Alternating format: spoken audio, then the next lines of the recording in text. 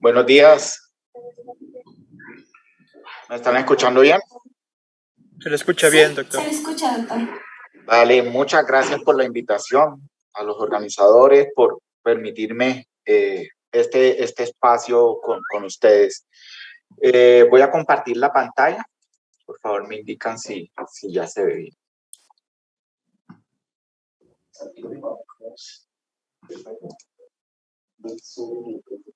¿Ahí se ve bien? Está cargando un momentito. Ya, listo, ahora se podemos visualizar. Vale, perfecto. Bueno, yo les voy a presentar, a tratar de darles una visión bastante... Creo que está compartiendo al revés su pantalla. Sí, estoy al revés. Ay, vamos a ver.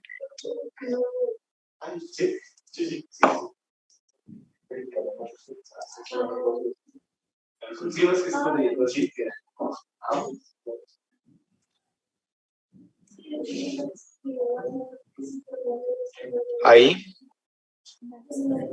No. Donde dice configuración de visualización, arriba, por favor. ¿Dónde está la configuración? Salgo nuevamente.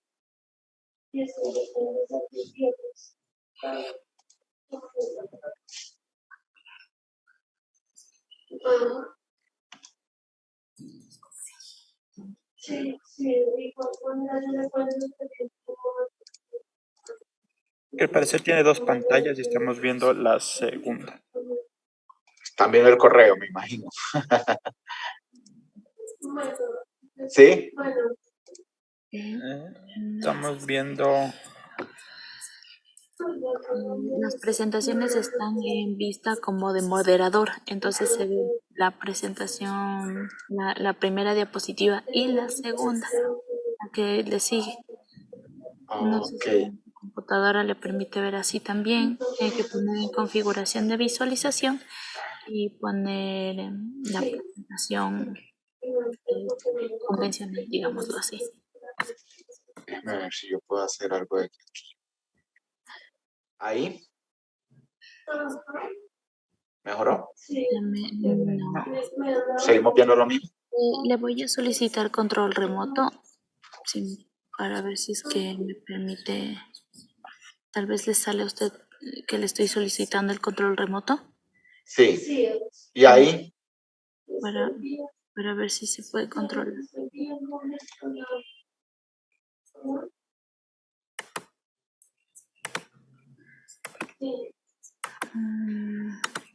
¿Todavía no ve mi pantalla?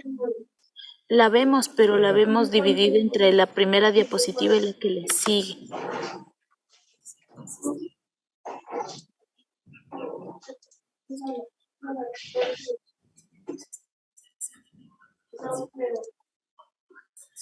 No, si lee así, Ahí. pero te queremos. ¿Sale mejor?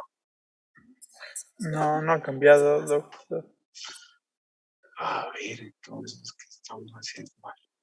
Llamo a Jaime, ¿no? A ver si te puedo ayudar. Vuelvan a compartir para ver si ahí sale la presentación. Ya apagué la otra pantalla, hice la fácil.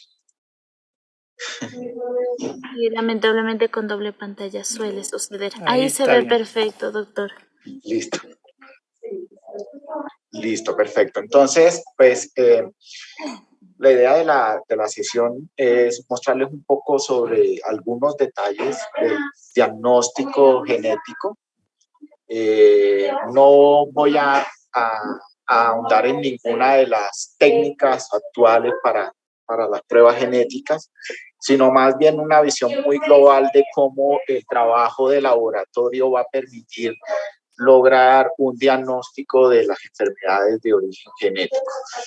En este sentido, pues, vamos a empezar dando cómo entendemos la enfermedad humana y en general la enfermedad genética, y tratando de ubicarnos frente a una persona, a un individuo que tiene una condición, ¿cierto?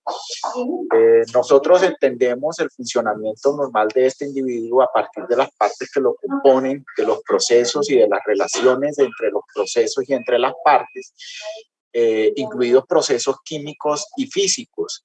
Y vamos a tratar de integrar todas las funciones en los diferentes niveles de organización que ustedes ven acá. Por ejemplo, vamos a tener a nivel químico las moléculas, a nivel de biología celular y molecular, células, tejidos.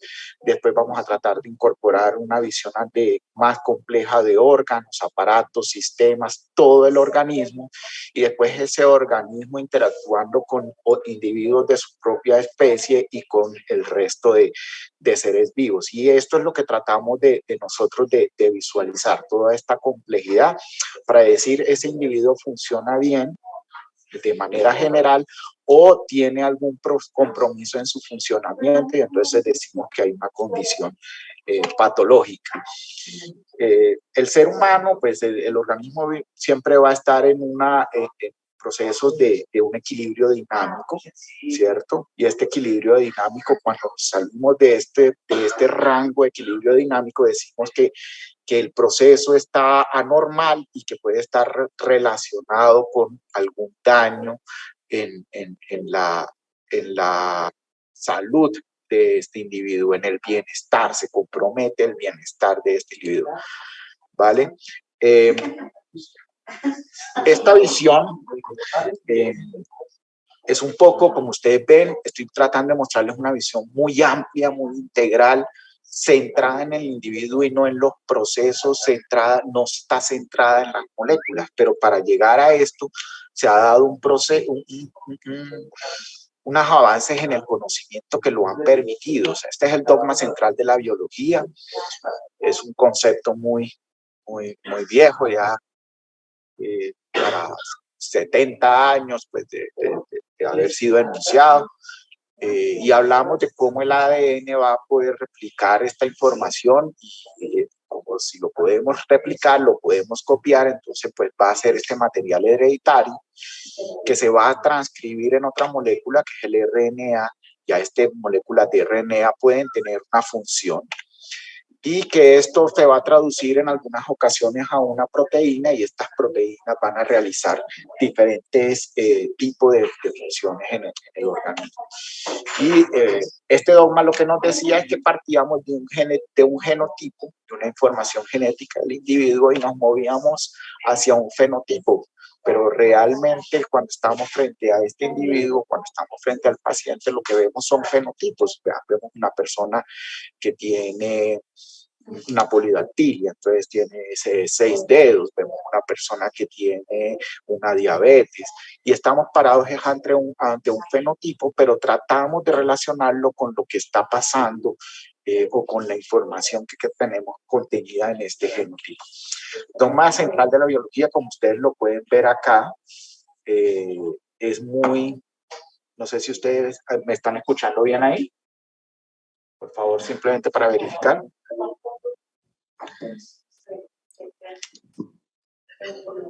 Sí, doctor. Ok. El dogma central de la biología nos muestra esta visión muy lineal, ¿cierto?, del proceso, pero realmente ahí tenemos otros conceptos como la interacción con genes, modificadores, porque estos no son procesos bioquímicos lineales. Es difícil pensar que esto es un gen, una proteína que se dañó, entonces ya tenemos una enfermedad, un fenotipo muy claro. Nos dicen, no, aquí hay otros factores a considerar, está el medio ambiente, y inclusive algunos conceptos que nos vienen a lanzar unos puentes entre la genética y el medio ambiente, como son la herencia genética. Y antes entendíamos esta determinación del fenotipo como patologías puramente genéticas, ¿cierto? Síndrome de Turner, fibrosis quística, y decíamos hay unas puramente genéticas y hay unas que son puramente ambientales. Entonces, un accidente de tránsito, una intoxicación alimentaria, pues son patologías que son puramente ambientales. Realmente ahora lo que tratamos de de comprender es el espectro de los fenotipos y cómo a veces es tan difícil hablar de patología, de condiciones puramente genéticas o de condiciones puramente ambientales y sabemos más bien que estamos es en una escala como de grises, ¿cierto? Y ahí es donde nos estamos moviendo.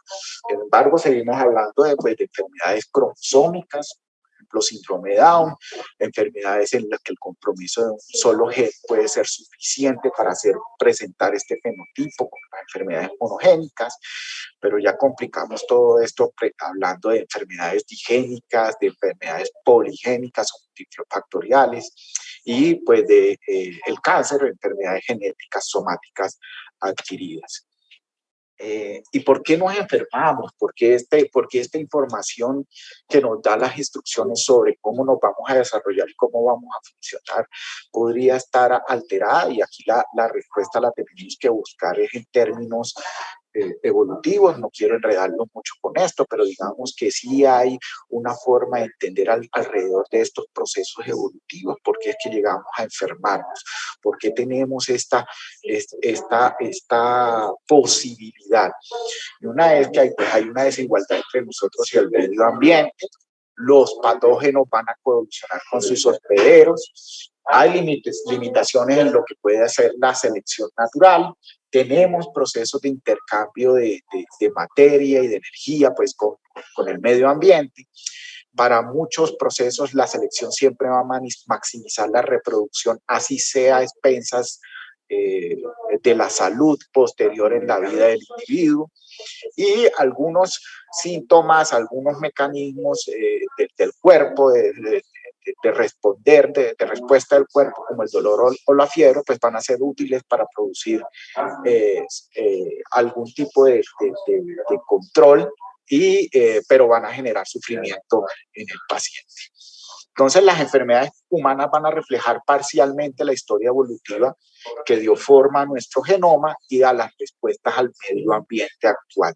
Y miren cómo yo les fui mostrando el dogma central de la biología, esa visión muy lineal, genotipo a fenotipo, y ahora les digo, no, esto hay que interpretarlo desde nuestra historia como especie y las condiciones medioambientales en las cuales nos veíamos enfrentados en su momento. Eso es lo que estamos viendo ahorita en genética. Es muy difícil uno tratar de entender un gen, una proteína, una enfermedad, o inclusive de pensar que podemos irnos a un determinismo genético y simplemente decir es este gen que se dañó sin tratar de entenderlo en el marco medioambiental de la especie. Bueno, ¿esto de dónde sale? Esto sale de entender al ser humano sistema complejo. ¿Qué quiere decir que seamos un sistema complejo? Un sistema complejo es un sistema en el cual el conjunto tiene propiedades que van más allá de la suma de las propiedades de los elementos que las constituyen, donde vamos a ver relaciones entre los elementos y relaciones entre las relaciones, donde vamos a encontrar un sistema abierto que se va a dar intercambio de materia, energía e información con el exterior. Y esto parece como muy filosófico, muy raro, muy difícil de aplicarlo, muy difícil de pensarlo en la medicina, pero volvemos con la teoría de sistemas complejos a lo que les mostraba ahorita con la evolución. Si usted quiere conocer la historia del sistema, los elementos, las estructuras, las relaciones y los procesos, debe conocer su funcionamiento debe conocer la historia del sistema para poder conocer su funcionamiento y predecir el efecto de los cambios. Si esto lo ponemos en términos de una enfermedad, pues los cambios que me llevan a esa enfermedad. Y esto tiene que ver con el diagnóstico, ya vamos para allá. Y nos complicamos la vida y entonces decimos, no, esto hay que entenderlo no con modelos lineales, sino con teoría de sistemas complejos y entonces tenemos que pensar en redes biológicas. ¿Sí? Y comenzamos a sacar este tipo de imágenes que son muy, muy bonitas en los artículos, ¿cierto?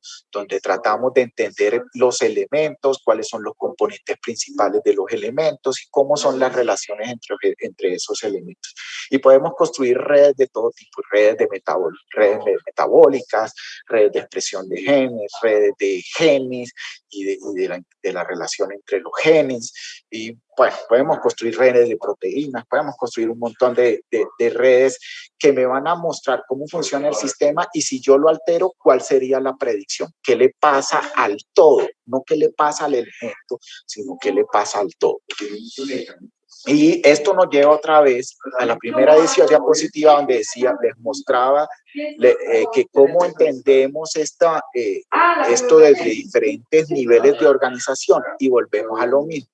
El organismo todo es un sistema, pero tenemos subsistemas, tenemos procesos que están integrados entre sí y que tenemos que entender esos procesos, esos niveles de organización para poder entender todo el sistema. Esto no, pareciera que no tendría un gran impacto para lo que les voy a mostrar de genética, pero miren cómo vienen cambiando los conceptos. Entonces, antes hablábamos en genética con mucha claridad sobre mutaciones y sobre polimorfismos y teníamos una versión de la genética clásica, ¿cierto? En el cual las mutaciones pues eran cambios con una frecuencia alélica menor al 1% y que estaban claramente relacionados en la etiología de alguna enfermedad, mientras que los polimorfismos tenían una frecuencia alélica mayor y los entendíamos relacionados a la susceptibilidad de enfermedades. Ahora este tipo de conceptos comienzan a ser reemplazados y hablamos de que no, las variantes, de acuerdo, por ejemplo, a su frecuencia, pueden ser variantes raras, pueden ser variantes poco frecuentes si la frecuencia alélica es entre el 1 y el 5%, o podemos hablar de pensar o encontrar variantes de mayor frecuencia y decirnos que son variantes comunes. Y comenzamos a hacer esta clasificación de la frecuencia de las variantes porque esto nos va a servir para saber, nos va a orientar si la variante es patogénica o no, si hace daño, qué tanto daño hace en el sistema, ¿sí? En el sistema donde ella participa, que además no puede participar en un solo sistema, sino en varios sistemas, ¿sí? Y me va a decir, además, voy a tener que distinguir entre efecto biológico y significado clínico. Yo puedo tener una variante que me dañe la actividad de la enzima, pero ese cambio en la actividad de la enzima puede ser que me disminuya la actividad de la enzima en un 10%. Y bueno, pues me disminuye la actividad de la enzima en un 10% y pues el proceso no será el mejor, pero no me daría mi suficiente peso para decir que tiene un significado clínico, o sea, que está asociado claramente a un proceso patológico.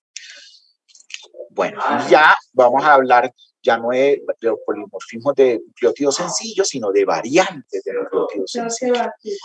Todo esto surge de cuando integramos todo esto de sistemas complejos, todo este concepto de redes biológicas, tratamos de abandonar un poco el determinismo biológico y de mirar y de abandonar esos procesos lineales y tratamos de tener una visión más integral. Cuando cambiamos de pensar de la genética clásica a pensar en ciencias sómicas y hablamos entonces de genómica, ¿sí? Tratando de entender cómo se comporta toda la información genética, cómo son las relaciones entre los elementos de la información genética y entre las relaciones entre los mismos procesos determinados por esta información genética. Además de esto, pues los estudios de genomas en humanos nos empiezan a mostrar una gran variabilidad, una gran cantidad de cambios, diferentes tipos de cambios, además en la información genética, que nos pueden, si quieren me dan un momentico, no sé si ustedes escuchan mucho ruido atrás. ¿Me pueden dar un segundito, por favor? ¿Sammy? Sí se escucha ruido, doctor. ¿Sammy? ¿Sammy? Por favor, para que estoy en una conferencia, bajar un poquito la voz, por favor. Gracias. Entonces vamos a tener un montón de variantes genéticas descritas en los individuos en los que hacemos estas pruebas de genómica, ¿cierto? Y además resulta que cuando estudiamos estos genomas nos damos cuenta que todas estas variantes que pensábamos que eran patogénicas, que claramente decíamos, no, una deleción, una duplicación, esto tiene que ser patogénico, y veíamos que eran individuos sanos. Comienzan a salir este tipo de reportes y esto nos reta completamente con lo que creíamos saber sobre genética, ¿sí? Esto entonces va a tener un impacto claramente en los procesos de laboratorio. Lo primero es de qué es el diagnóstico molecular, y entonces vamos a encontrar que me va a decir que es tratar de identificar, estudiar las moléculas y identificar la alteración en proteínas, el ADN o el RNA en diferentes muestras, pueden ser de tejidos o de fluidos, y que este diagnóstico molecular me va a permitir a través de pruebas genéticas, me va a permitir el diagnóstico de una enfermedad en estudio. Y hasta ahí nosotros pensaríamos, no, pues una prueba genética lo tenemos muy claro lo que es una prueba genética, pero resulta que puede haber una gran variabilidad entre lo que entendemos sobre lo que es una prueba genética, y que además no solamente puede ser muy diverso, sino que esto puede tener inclusive unas implicaciones legales y en la práctica médica sobre qué entendemos sobre una prueba genética. Entonces me dicen, no, la prueba genética sirve para mirar, evaluar el DNA y las variaciones en el contexto médico, estudiando un paciente o en estudios de ancestría o de forense, ¿sí? Y puede tener varios escenarios. Usted puede estar haciendo un estudio prenatal o un estudio de un recién nacido, o estar estudiando casos familiares, o está estudiando un tumor y en la muestra que usted está evaluando es una muestra, ¿sí? Encontramos este otro tipo de definiciones. Entonces me va a decir, usted no solamente está estudiando ADN, usted está buscando cambios en los genes, cromosomas o proteínas. Y pues esto es del Instituto Nacional del Cáncer, entonces me va a decir en el escenario de un paciente pues con cáncer. Y esta definición de la Biblioteca Nacional de Medicina Estados Unidos, pues que me va a volver a retomar y me va a decir, no, usted puede estar estudiando genes, ADN, usted puede estar estudiando ácidos nucleicos, inclusive puede estar estudiando RNA, cromosomas o proteínas, y todo esto van a ser pruebas genéticas. Al final, la realización de una prueba genética va a tener un impacto no solamente sobre el individuo en estudio, sino generalmente sobre las familias que están siendo estudiadas, ¿cierto? Y surgen otro tipo de preguntas sobre, por ejemplo, quién debería tener acceso a esta información. Y me va a decir, además, que debería haber un proceso, un acompañamiento para la realización de esta prueba genética, para que sea un proceso voluntario y que el individuo sepa los riesgos y qué tipo de decisiones se van a tomar con este examen. Entonces, las pruebas genéticas van a ser un área de crecimiento rápido, donde voy a tener varias pruebas de laboratorio diferentes, desde citogenética convencional hasta citogenética molecular, secuenciación Sanger o secuenciación de nueva generación, estudios de array, ¿cierto? Pero todo esto puede tener impacto en las decisiones del individuo o de familiares. ¿Para qué hacer una prueba entonces genética, un estudio molecular? Bueno, yo lo hago para tratar de establecer una correlación entre el genotipo y el fenotipo bioquímico, por ejemplo, una actividad enzimática cuando el compromiso de un error innato del metabolismo, la correlación del genotipo con el fenotipo clínico, para poder brindar una asesoría genética adecuada, para estudios de diagnóstico prenatal o estudios en familiares, para definir el tratamiento, inclusive no solo para lograr el diagnóstico, sino, por ejemplo, distrofia muscular de Duchenne, yo no solamente defino el diagnóstico, apoyo el diagnóstico de distrofia muscular de Duchenne, sino además de las alternativas farmacológicas, cuál sería la adecuada para este paciente de acuerdo con la alteración molecular que presenta el individuo. Y si para saber un diagnóstico, si es positivo, pues va a brindar soporte. Si es negativo, podría no descartar la patología. Y finalmente, para genética médica poblacional, necesitamos conocer el comportamiento de las enfermedades genéticas en nuestras poblaciones, ¿cierto? Si tenemos clústeres, agrupamientos espaciales de algunas patologías en nuestras poblaciones, como se ha descrito en Colombia. Conocer además que como cualquier prueba de laboratorio, las pruebas genéticas van a tener dificultades en la interpretación y limitaciones, van a tener un alcance. Y yo debo saber qué tipo de pruebas voy a solicitar. Si yo entiendo que la enfermedad que yo estoy estudiando tiene grandes lesiones, grandes pérdidas, pues quizás la prueba que necesite ahí sea un MLPA y no una secuenciación de nueva generación. Si yo estoy sospechando un síndrome de Down, no tiene sentido que le pida una secuenciación de nueva generación, va a pedirle un cariotipo Van de Hoge. ¿Listo? Entonces debo también saber, conocer cuándo y cómo solicitar estas pruebas genéticas. Este es el escenario. Está el paciente que no sabemos qué tiene, el médico que va a empezar a explorar desde el contexto clínico, desde el fenotipo clínico, le va a pedir otros exámenes para tratar de llegar a ese diagnóstico y dentro de los exámenes que solicita, pues va a pensar en una prueba genética para finalmente, con toda la información, tanto clínica como paraclínica, poder reunir toda esta evidencia y decir, yo creo que el individuo, que mi paciente lo que tiene es esto. Yo les comentaba esto, el desarrollo de las pruebas genéticas, el campo de las pruebas genéticas tiene un crecimiento muy rápido.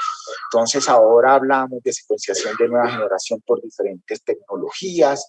Tenemos ahora una técnica maravillosa de citogenómica que se llama el mapeo óptico del genoma y bueno, y nos aparecen un montón de posibilidades, pero pues todo esto tiene unos procesos de validación que deben realizarse, ir desde el escenario de las ciencias básicas para poderlo validar y llevarlo a la práctica médica. No olvidar siempre complementar la información clínica con la molecular para tener un impacto real en el diagnóstico y en los desenlaces al tratamiento. Además de las pruebas genéticas, muy de la mano con las pruebas genéticas tenemos el desarrollo de la bioinformática.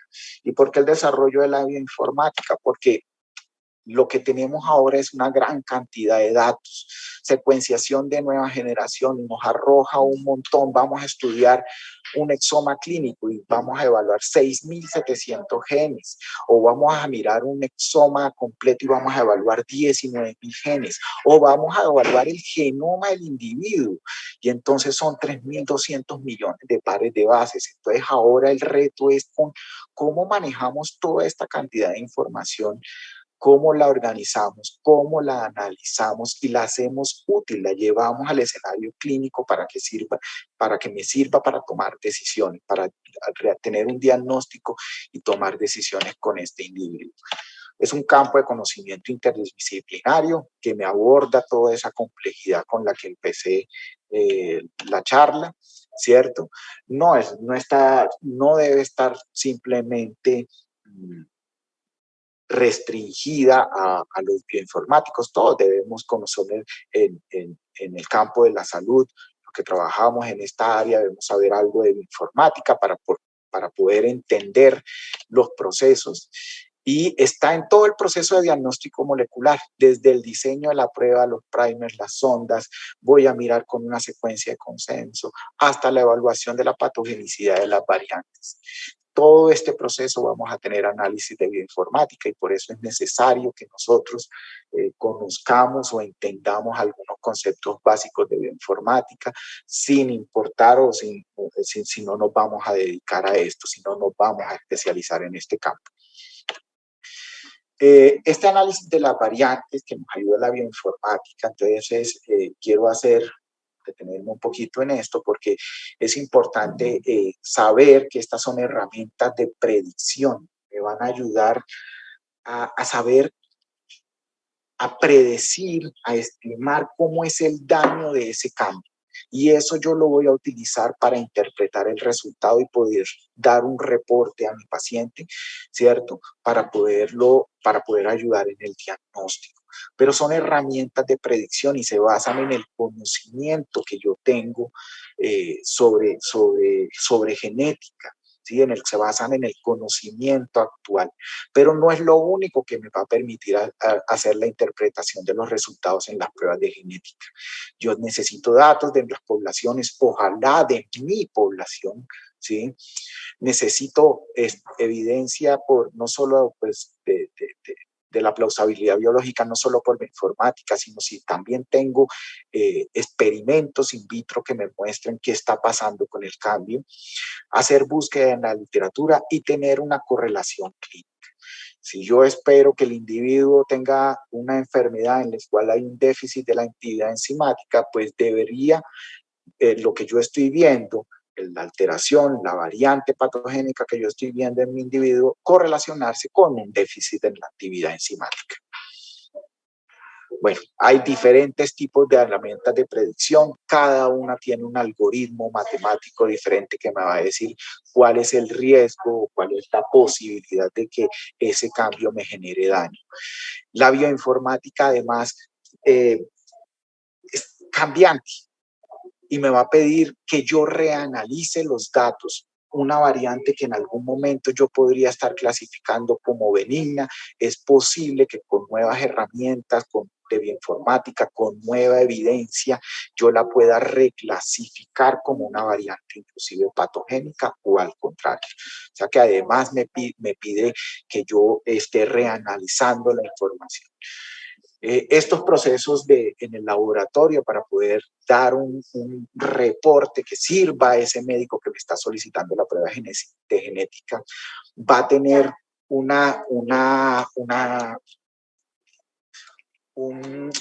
análisis muy claro, necesita un análisis estandarizado, un proceso muy claro de evaluación de la evidencia y por eso aparecen este tipo de guías. Esta es la guía de 2015, es una guía que es la más básica en la que se basan todas las demás, después aparecen muchas más guías, pero simplemente que aquí quería mostrarles, por ejemplo, cómo vamos a utilizar las bases de datos poblacionales, las bases de datos de la enfermedad, bases de datos de secuencia, vamos a utilizar diferentes algoritmos de predicción, programas de bioinformática, ¿sí? Y pues vamos a reunir toda esta evidencia y vamos a hacer sumas y restas. ¿Cuánto tenemos de evidencia de patogenicidad? ¿Cuánto tenemos de evidencia de que es benigno? Todo esto para poder decir si la variante finalmente la voy a poder clasificar como probablemente benigna, probablemente patogénica o el escenario que no quiero, una variante de significado clínico incierto. No sé, no le puedo decir si esto es patogénico o no, porque no tengo suficiente información o porque tengo información contradictoria. Datos que me hablan de benignidad y datos que me hablan de patogenicidad. Al fin no sé. Eso es lo que no queremos, ¿cierto? No nos gustaría tener ese tipo de resultados porque al final no permiten que el médico pueda tomar una decisión. Esta es una guía mucho más elaborada, que es la guía de Sherlock, que aparece en el 2017, trata de hacer el ejercicio mucho más objetivo, mucho más estandarizado, mucho más riguroso, pero también mucho más difícil de aplicar en la práctica. Es un ejercicio que se basa en lo mismo, información clínica, información de datos de poblaciones, información de plausibilidad biológica, la evidencia computacional y todo esto yo lo voy a sumar, hacer sumas y restas para poder decir lo mismo. Es benigna, probablemente benigna, probablemente patogénica o no sé. ¿Listo? Estos son los valores que se le pueden ir dando a la evidencia que me va mostrando los algoritmos de bioinformática. Entonces, al final yo tengo que, en las pruebas de genética, voy a tener un análisis complejo que necesita una interpretación, que las pruebas de bioinformática son herramientas de predicción, que yo no debo utilizar un solo programa, sino diferentes algoritmos de predicción, y que ojalá sean algoritmos que me den un enfoque diferente, que sumen enfoques diferentes sobre el posible efecto de la variante. Esto parece que me complica todo la prueba genética. ¿Cómo así? Yo pensé que esto era mucho más fácil y usted me está mostrando que este proceso es mucho más elaborado. Sí, y todo esto es para poder hacer una interpretación de los resultados. Entonces, con el uso de las técnicas de secuenciación de nueva generación, vamos a tener el que busca encuentra, vamos a tener más variantes de significancia clínica desconocida. A medida que se aumente el conocimiento, pues las vamos a poder ir reclasificando y saber si son benignas o patogénicas, para poder ser más precisos y tener un impacto en el diagnóstico de los individuos. Es importante informar al clínico que la interpretación se basa en el conocimiento actual y que por lo tanto podría cambiar en el futuro por evidencia adicional. Y recordar que los casos negativos, que no detectan mutaciones, pueden ser fácilmente malinterpretados por los no especialistas como exclusiones. No encontré aquí nada. Hice una prueba de secuenciación y no encontré nada. Entonces no tiene la enfermedad. No, si usted piensa que todavía tiene la enfermedad, podría pedir otro examen genético. Le hizo una secuenciación Sanger, no encontró la variante. Bueno, piense que de pronto le puede hacer un MLPA, porque usted sigue sospechando que es esa la patología, pero no es el tipo de alteración molecular que yo creía.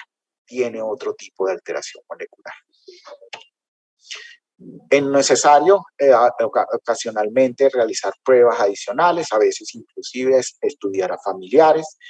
Se debe incluir en la posible una estimación de la sensibilidad y especificidad diagnóstica de la prueba, como cualquier prueba de laboratorio.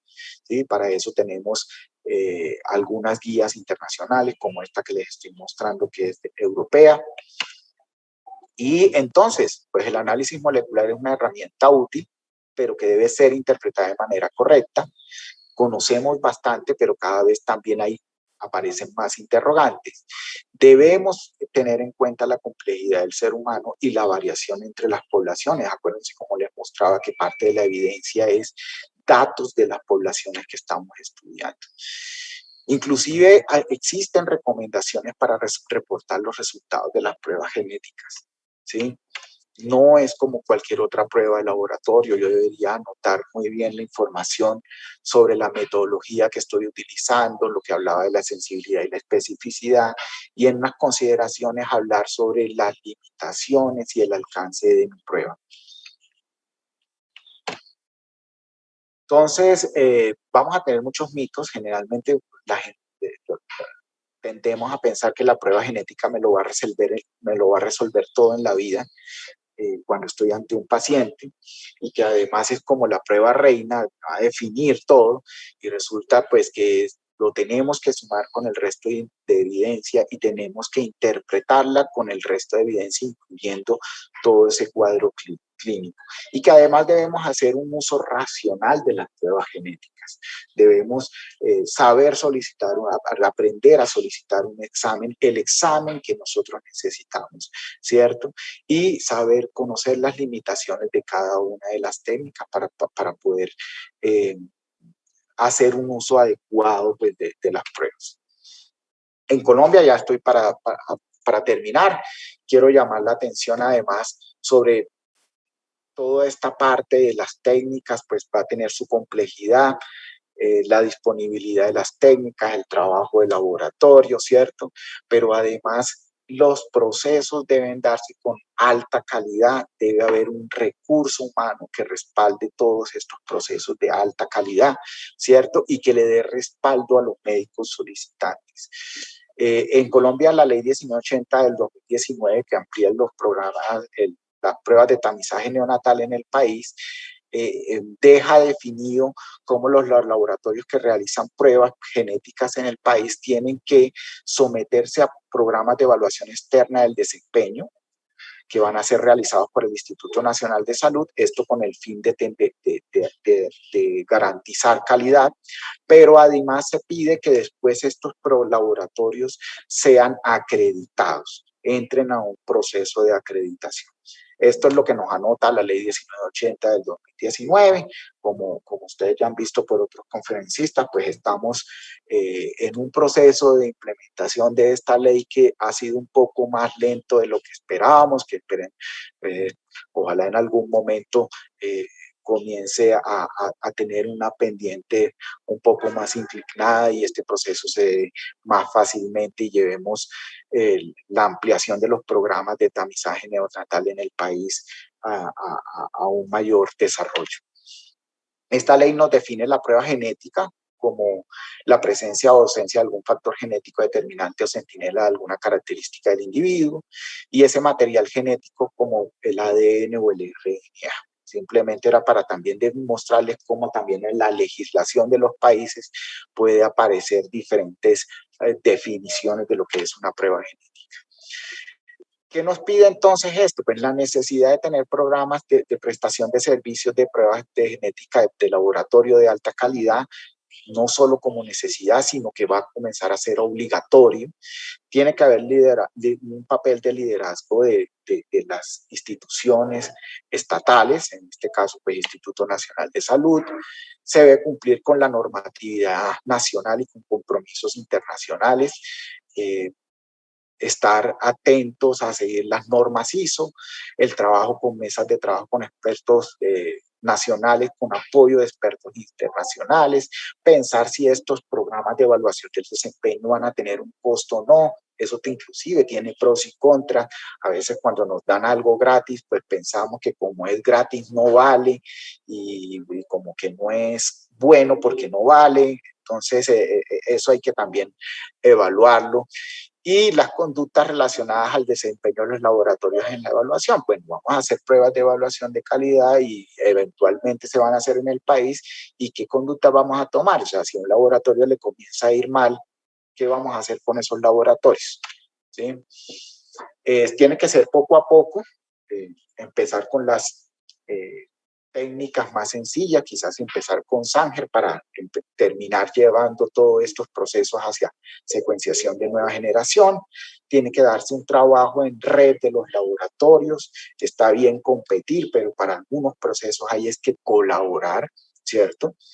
Y necesitamos el manejo de los datos genéticos de nuestra población, creación de bases de datos de libre acceso de las variantes de nuestras poblaciones.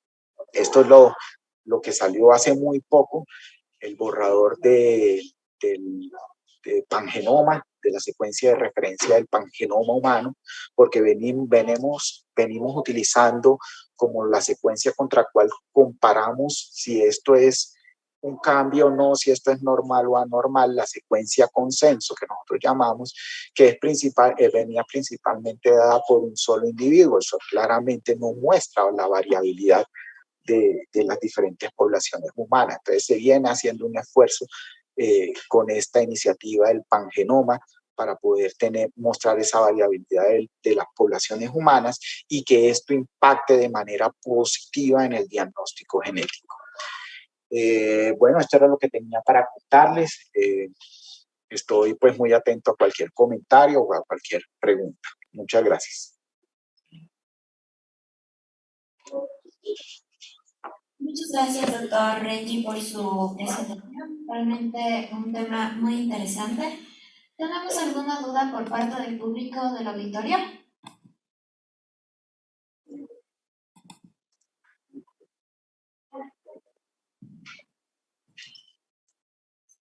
Bueno, yo más que una duda quisiera pedirle, doctor, un consejo. Aquí estamos varios estudiantes y profesionales que si bien nuestro campo no es como tal la bioinformática, nos parece interesante. ¿Cuál sería un consejo para quienes queremos seguir ahondando en este tema tan interesante, tan actual, y también, ¿qué consejo podría darles a los chicos para que se interesen en la bioinformática? Bueno, la bioinformática ya es una realidad. A veces creemos como yo les quería mostrar eso, mostrarles cómo va, tenemos análisis bioinformático desde el inicio, desde que planteamos la prueba genética, porque pensamos que como que bioinformática es una cosa muy rara y que todo poco a poco aplicable, y resulta que eso ya es completamente eh, aplicable en el campo de las pruebas de diagnóstico. La visión, miren cómo es, la bioinformática es un campo tan transdisciplinario, que yo necesito médicos con formación en bioinformática, pero también ingenieros de sistemas que conozcan, que tengan formación en bioinformática, y cada uno desde su campo va a sumar para permitirte el desarrollo de herramientas de bioinformática más poderosas que me brinden apoyo en el diagnóstico de las pruebas de genética. Entonces, la bioinformática tiene toda la utilidad ahorita. Toda. O sea, como yo les decía, nosotros al principio, pues hace unos años era buscando la información y cómo hacíamos para conseguir la información de, de, de las, de las secuencias de los pacientes, y cómo ha venido cambiando eso. O sea, ahora no es tanto tener la información, sino cómo organizo esta información, qué hago con esa información, cómo la analizo, cómo la voy a desarrollar herramientas para analizar esa información, y todo eso es bioinformática. Entonces, no sentir miedo, no pensar que me estoy metiendo en una locura, en algo que no tiene aplicabilidad y como que voy a quedar parado. No, para nada. La bioinformática es totalmente vigente y necesaria, y va a seguir creciendo y va a seguir siendo necesaria, y cada rato salen publicaciones sobre desarrollo de nuevas herramientas, y esto está cambiando mucho. Es un desarrollo muy rápido para poder apoyar los procesos de diagnóstico en el laboratorio. Entonces, no, los animo a todo el que sienta un interés por el campo de la bioinformática.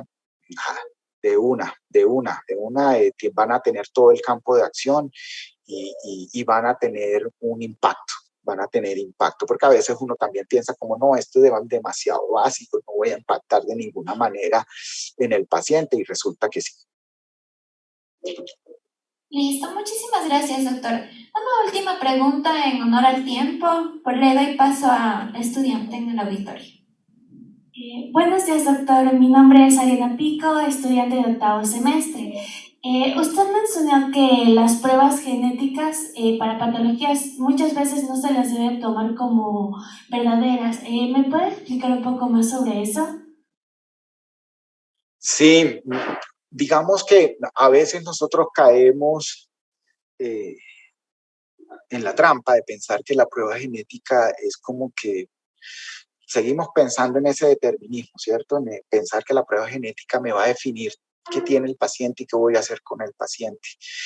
Y yo se los mencioné muy rápidamente, pero cuando se comienza con todo esto del estudio de los genomas de los individuos, me comienza a aparecer un montón de variantes que yo esperaba que ese individuo estuviera muy enfermo, resulta que no tiene nada, es un individuo sano.